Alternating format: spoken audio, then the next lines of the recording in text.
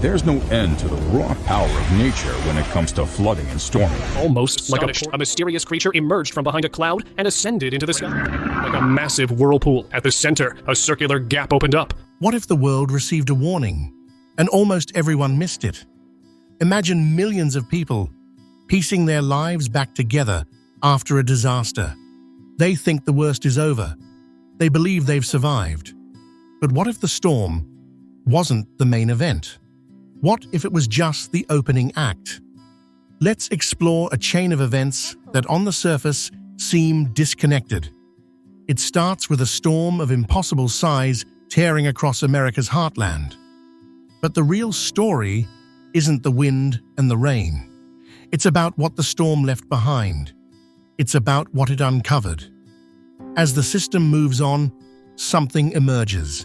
Something our science struggles to explain, but ancient warnings seem to have described with terrifying accuracy. What if a historic weather event was actually the start of a countdown?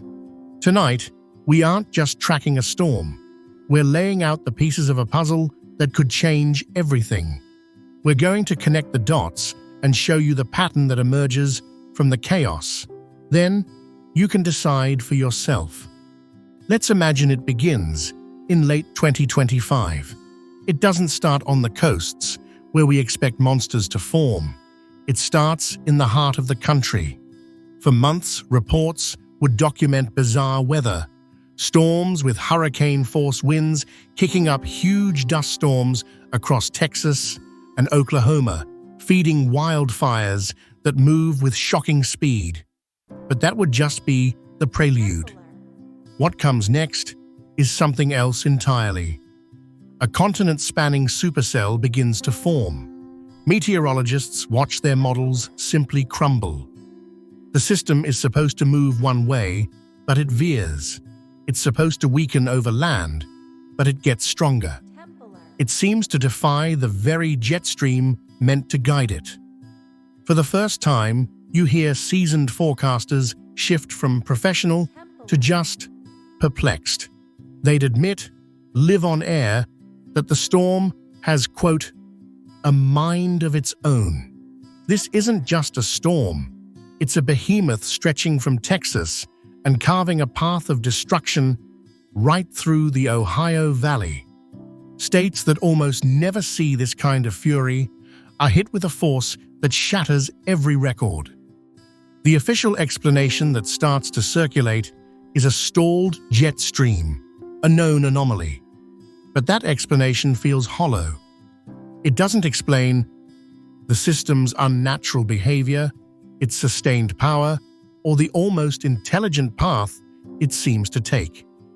In this scenario, power grids, already strained, would flicker and die, plunging millions into darkness. FEMA, the agency designed for the worst-case scenario, would be completely overwhelmed, its resources stretched across a disaster zone spanning half the country. The storm itself is a historic catastrophe. But as the clouds finally part, a new, far more sinister chapter begins. People look out their windows, expecting to see familiar destruction. Instead, they see the beginning of an impossibility. The first reports would be dismissed as panic or fake news, trickling out on social media from storm-ravaged towns in Missouri and Tennessee. The Mississippi River is changing color, and not the muddy brown of a flood surge. It's turning a deep, thick blood red. Within 48 hours, the phenomenon spreads. From Missouri down through Tennessee and beyond, America's great artery, the lifeline for nearly 20 million people, is running red. Scientists and environmental agencies deploy, expecting a massive algal bloom, a red tide, or maybe a catastrophic industrial spill. But those easy answers are quickly ruled out. The speed is wrong. The scale is wrong. Lab tests come back with baffling results. The substance isn't algae or a known chemical. Leaked memos would describe it as a complex organic iron compound they simply cannot identify. Then comes the second wave of horror, the fish. Millions of them, washing up on the banks, suffocated by water that can no longer support them. The river, a source of life for millennia, has become a tomb. For the first time in modern history, a primary water source for millions is declared a biological risk. Water treatment plants, one by one, are forced to shut down. The message is clear: the river is unsafe. Think about the symbolism here. The Mississippi is more than water. It's the lifeblood of the nation's heartland. Seeing it turn to what looks like blood is an image so powerful, so visceral, it would shake people far beyond the disaster zone. If this content blesses you and you'd like to support our mission, you can buy me a coffee or give a super thanks. Every contribution helps us create more content to inspire and uplift others. Make sure to subscribe so you don't miss out on my future. It feels ancient. It feels biblical. And while officials scramble for a scientific reason that never quite fits, many would start looking not at microscopes, but at ancient texts that describe rivers turning to blood as a sign of judgment. While analysts try to wrap their heads around the impossible river, another layer of strangeness is added to the timeline. In the hours before the main storm even hits, something else moves across the land. A silent stampede. Across a huge synchronized area, from central Texas to western Kentucky, reports flood in of animals acting erratically. Cattle herds, in a total panic, shatter fences and run for miles in no clear direction.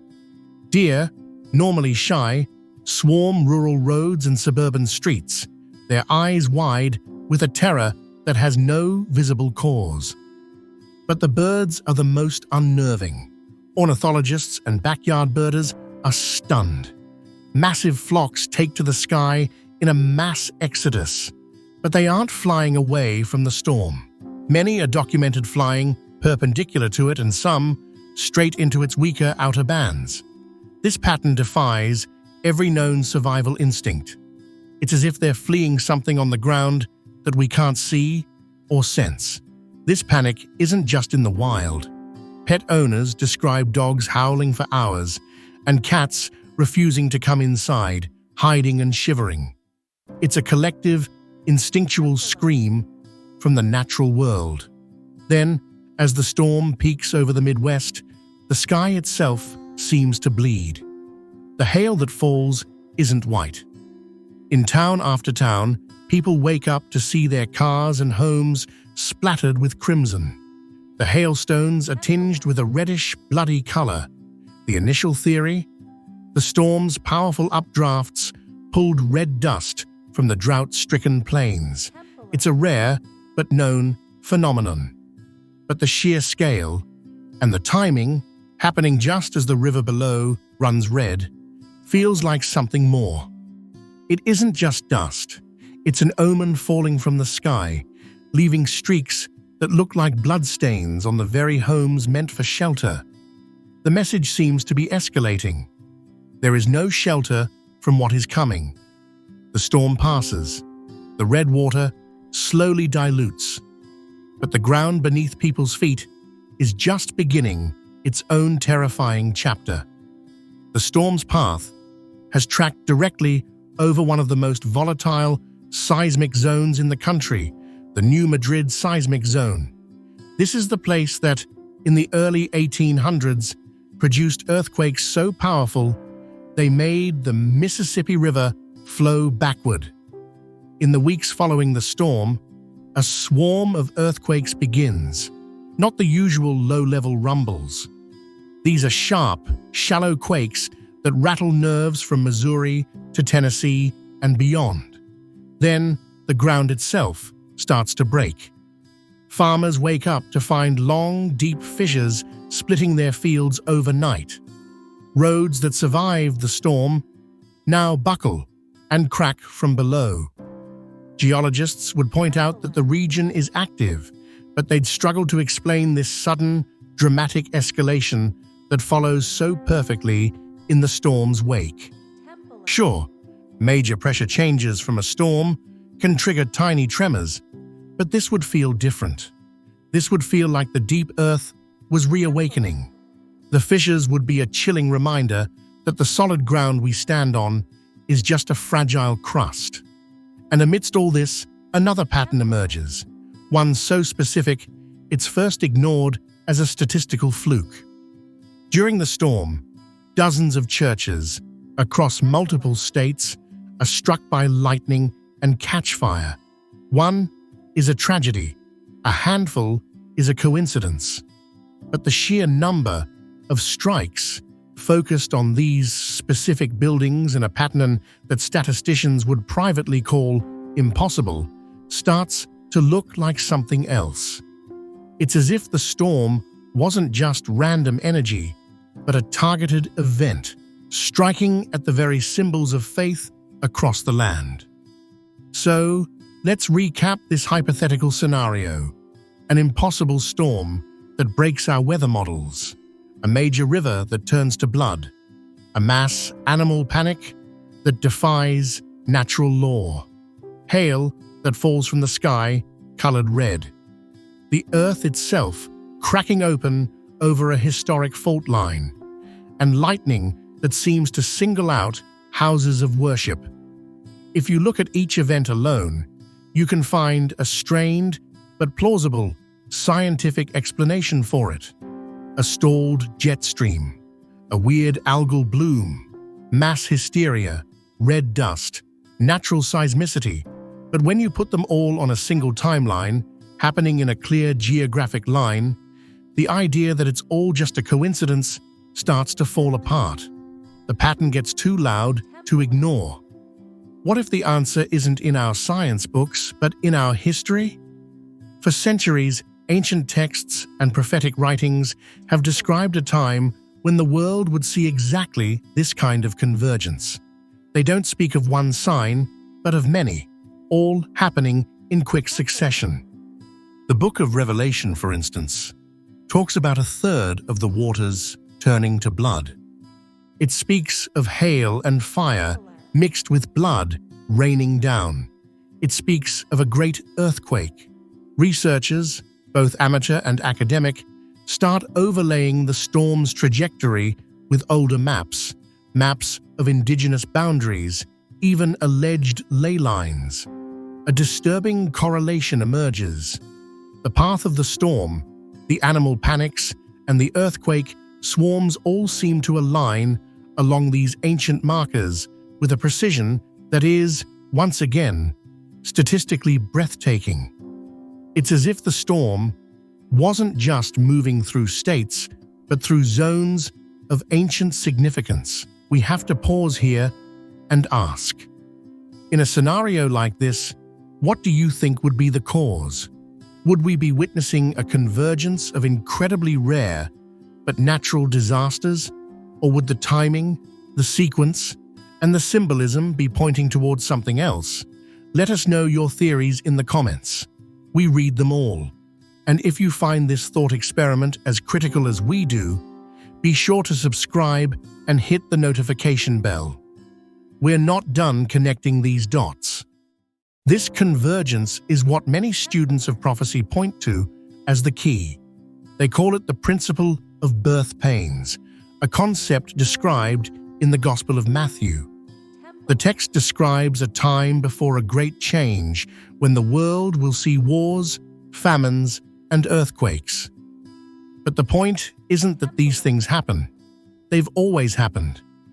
The point is that they will happen with increasing frequency and intensity, like contractions before a birth.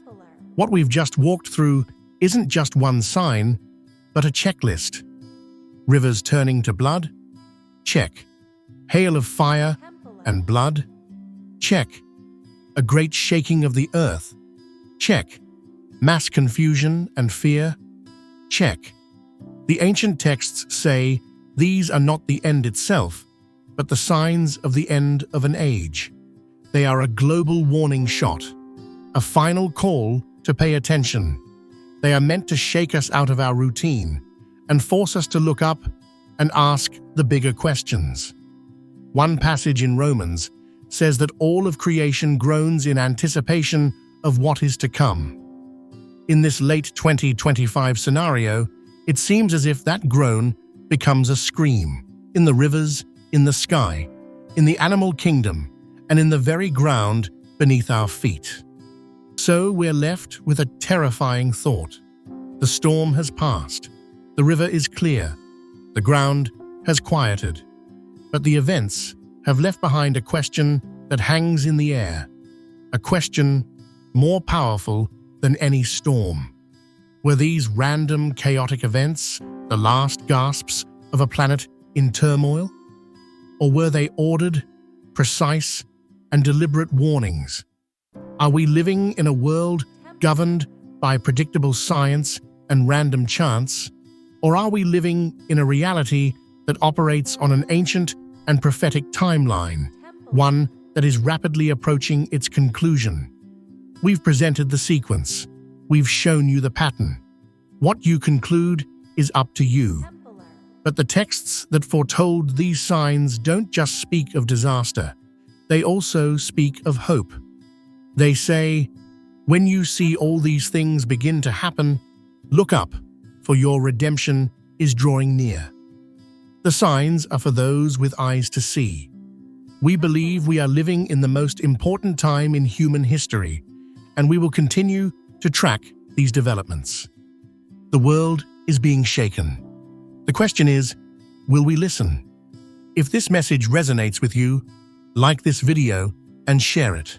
In the comments, let us know if you're ready. Subscribe for more, because the watch is not over. The King is coming. Be prepared. This book is your beginner's guide to understanding Scripture. Find peace, build relationships, and discover purpose in today's world.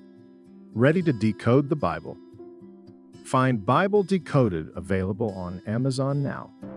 If this content blesses you and you'd like to support our mission, you can buy me a coffee or give a super thanks. Every contribution helps us create more content to inspire and uplift others. Make sure to subscribe so you don't miss out on my future videos.